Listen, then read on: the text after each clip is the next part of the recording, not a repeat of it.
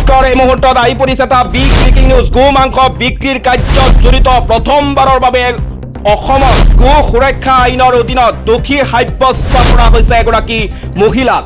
ৰাজ্যত প্ৰথমবাৰৰ বাবে এগৰাকী মহিলাক দোষী সাব্যস্ত কৰা হৈছে।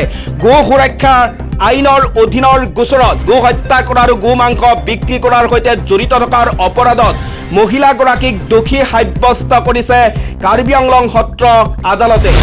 অসমত গো সুৰক্ষা আইনৰ অধীনত ৰাজ্যত প্ৰথমবাৰৰ বাবে এগৰাকী মহিলাক দোষী সাব্যস্ত কৰা হৈছে। গো হত্যা কৰা আৰু গো মাংস বিক্ৰী কৰাৰ সৈতে জড়িত অপৰাধত মহিলাগৰাকীক দোষী সাব্যস্ত কৰিছে কাৰ্বি আংলং সত্ৰ আদালতে।